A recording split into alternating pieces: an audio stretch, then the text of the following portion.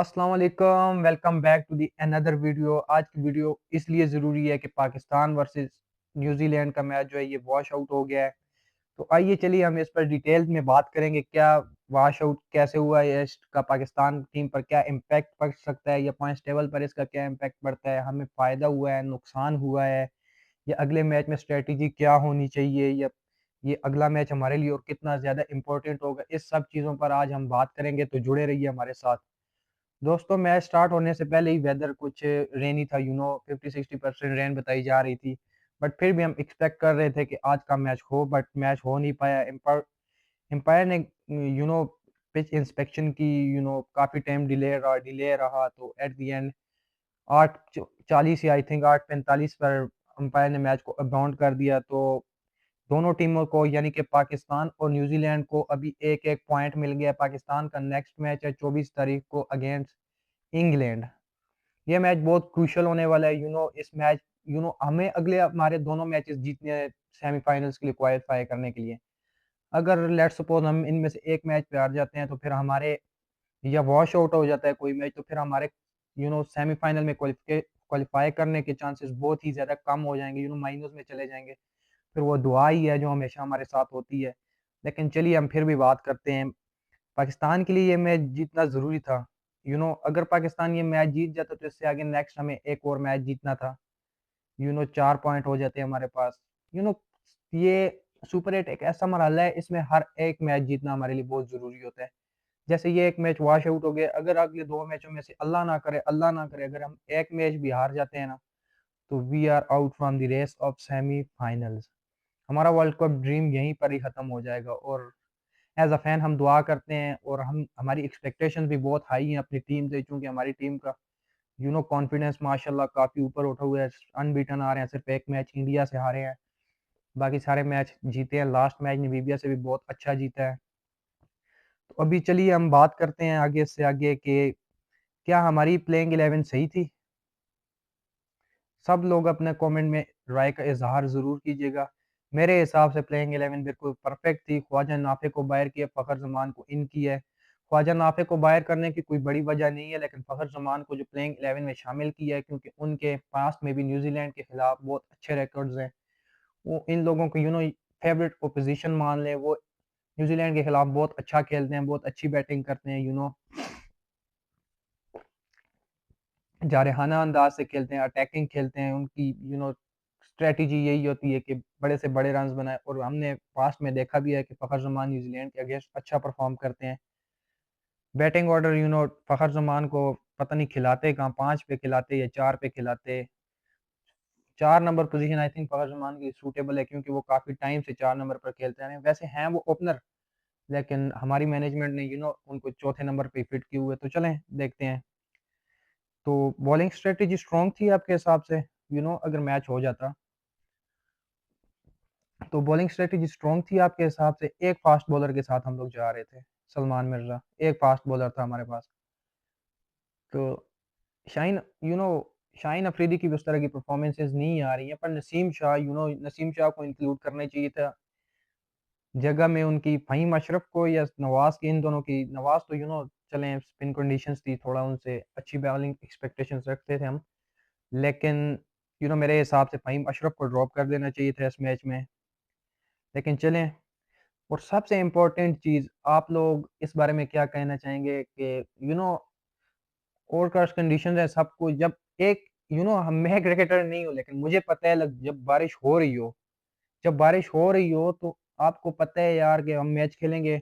Let's suppose कि यार match 10 overs का हो जाता है, 10 ओवर्स में हम लोग उन्हें 110-15 या इतना अच्छा सूटेबल टारगेट हम दे देते हैं। लेकिन सेकंड इनिंग में दोबारा से बारिश शुरू हो जाती है, तो फिर डीएलएस के हिसाब से चलता है ना, डीएलएस मेथड आ जाता है बीच में। तो हर टीम फिर उस तरीके से चलती है। बैक इन 2023 जब हमारा मैच अगेंस्ट न्यूजीलैंड था, हम लोग उन लोगों ने 400 रन बोर्ड पर लगाए थे, लेकिन फिर भी हम डीएलएस के जरिए जीत गए थे। तो डीएलएस बहुत मैटर करता है जब बारिश वाला मौसम होता है, तो इसलिए हमें सेकंड इनिंग लेनी चाहिए थी। I don't know Salman Ali Agha ने क्या सोचकर बैटिंग फर्स्ट का डिसीजन लिया, लेकिन हमें बॉलिंग लेनी चाहिए थी, हम चेस की तरफ जाना चाहिए था हमें। लेट्स सपोज अगर 120 का टारगेट हमें न्यूजीलैंड दे देती थी, और पावर प्ले में उनका 3 ओवर का फिर पावर प्ले होता है, तो पावर प्ले में फॉर एग्जांपल उन लोगों ने 48 रन्स मारे थे, तो फिर अगर हम 3 ओवर में 48 डीएलएस के ज़रिए मार देते, फिर बंदे को कैलकुलेशन सामने होती है ना, फिर बंदा करते इसी तरीके से न्यूज़ीलैंड अगर मतलब हमारा यही स्ट्रैटेजी होनी थी कि यार चलो बारिश ना भी हो, बारिश लगी, हम लोग 20 ओवर खेल जाएँ, बस 160 कर लें, उसके बाद हमारे बॉलर्स देख लेंगे। तो यार ये फोरकास्ट और कंडीशंस में बारिश बहुत मैटर करती है, डीएलएस आ जाता है बीच में, अगली टीम भी कोई ऐसी टीम नहीं है, न्यूजीलैंड वर्ल्ड क्लास टीम है, तो वो लोग सिचुएशन के हिसाब से खेलते हैं। उन लोगों ने चेज़ कर देना था, चलें बारिश हो गई है, मैच वॉश आउट हो गया है। थोड़ा बहुत एज़ अ फैन तो दिल टूटा है, पर ये थोड़ा बहुत अच्छा भी हो गया हमारे लिए। एज़ अ फैन तो दिल टूटा है, ज़ाहिर-सी बात है, सबका टूटता है। लेकिन चलें फिर भी ठीक हो गया है।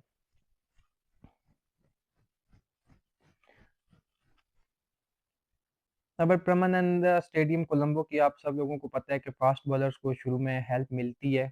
वो लोग फास्ट बॉलर एंजॉय करते हैं बॉलिंग वहाँ पर करना। काफ़ी सीम मिलती है, स्विंग मिलती है, outside, inside, out swing, in swing सब मिलते हैं।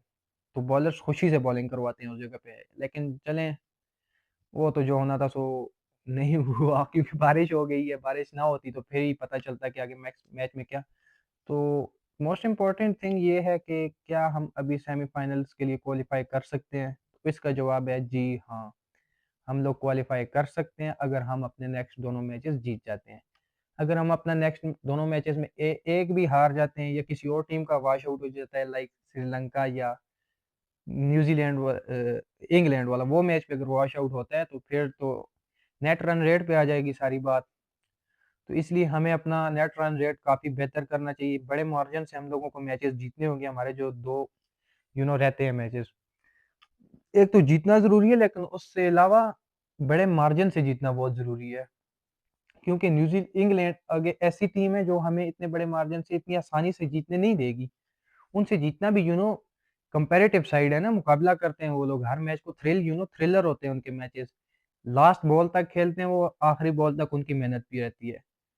तो इनसे मैच जीतना बहुत ज़रूरी है और अच्छे मार्जिन से जीतना बहुत ज़रूरी है। अच्छे मार्जिन से मुराद अगर हम 200 करते हैं तो उनको 150 पे ऑल आउट कर दो, या अगर वो 150, 60, 70, 80 जितना भी करते हैं तो हम 16, 17, 18 ओवर में चेज़ कर लें, ठीक है? आसानी से यानी चेज़ कर लें, वन साइडेड मैच कर दें, तो ही फिर हमारा नेट रन रेट बेहतर होगा। श्रीलंका भी 28 तारीख को हमारा श्रीलंका के साथ मैच है, अगेन कैंडी में ही है वो मैच भी। उस मैच को भी हमें देखना होगा क्योंकि श्रीलंका होम कंडीशंस में बहुत ही स्ट्रॉन्ग टीम है, इन माय ओपिनियन, मेरे हिसाब से अगर देखा जाए न्यूजीलैंड वाला मैच तो चलो वॉश आउट हो गया, लेकिन इंग्लैंड से ज्यादा मुश्किल मैच जो हमारा है वो श्रीलंका के साथ है।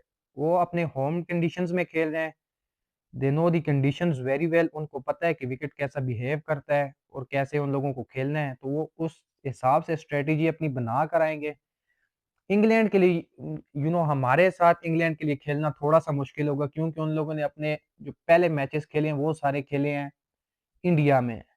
इंडिया फट्टा विकेटें होती हैं, उधर मार धाड़ ही होती है बस। उनका मैच आपने देखा होगा, नेपाल अगेंस्ट नेपाल। नेपाल उन लोगों को वो कहते हैं ना कि कंडा पा गया सी। नेपाल ने उन लोगों को बहुत ज्यादा फंसाया हुआ है। एक वक्त पर तो ऐसा लग रहा था कि नेपाल ये मैच जीत गई, वो तो सैम करन ने आउट क्लास कर दिया ना, सैम कलर करन ने बहुत अच्छी बॉलिंग की जिसकी वजह से इंग्लैंड वो मैच जीत गई। अदरवाइज इंग्लैंड का वो मैच हारा हुआ ही था, जो मेरे हिसाब से था, जो एज ए क्रिकेटर मुझे समझ आ रही थी वो मैच आ रहे थे, वो सैम और करन ने बहुत आउट क्लास करते और इंग्लैंड वो मैच जीत गई। अगेन उनका मैच आ जाता है वेस्ट इंडीज से, वो भी देखें 190 प्लस रन लग गए और ऊपर से चेज में फंस गए थे, आई थिंक, हाँ चेज में फंस गए थे। लेकिन कहने का मतलब यह है कि वो उधर फटा विकेटों पे खेल कर आ रहे हैं, उधर तो बैटिंग कंडीशंस हैं, बैटिंग के लिए सूटेबल हैं, बैटर्स को हेल्प मिलती है। लेकिन यहाँ श्रीलंका में ये हिसाब नहीं है, इधर बॉलर्स को ज्यादा हेल्प मिलती है। स्पिनर बहुत ज्यादा अहम किरदार रहेगा यहाँ पे स्पिनर्स का, और श्रीलंका के पास वर्ल्ड क्लास स्पिनर हैं। आई थिंक हसारंगा उनके इंजर्ड हो गए हैं, लेकिन बाकी भी उनके पास स्पिन बॉलिंग अटैक बहुत अच्छा है। और उनके फास्ट बॉलर्स भी होम कंडीशंस है ना, होम कंडीशंस को अगर कोई बहुत बेहतर तरीके से समझते हैं तो वो बहुत अच्छा खेलेंगे, मुझे उम्मीद है। तो ज्यादा टफ मैच हमारा जो है वो श्रीलंका के साथ, ये इंग्लैंड के साथ हम लोग चूँकि श्रीलंका में ही खेल रहे हैं अपने सारे मैचेज़, हमने चारों मैचेज़ जो खेले हैं सारे श्रीलंका में ही खेले हैं, तो हमें भी अभी कंडीशंस का आइडिया हो गया है कि विकेट कैसा बिहेव करता है, मौसम कितनी इम्पोर्टेंस रखता है, ये सब चीज़ें हमें अभी तक समझ आ जानी चाहिए थी और आई थिंक समझ आ चुकी होंगी।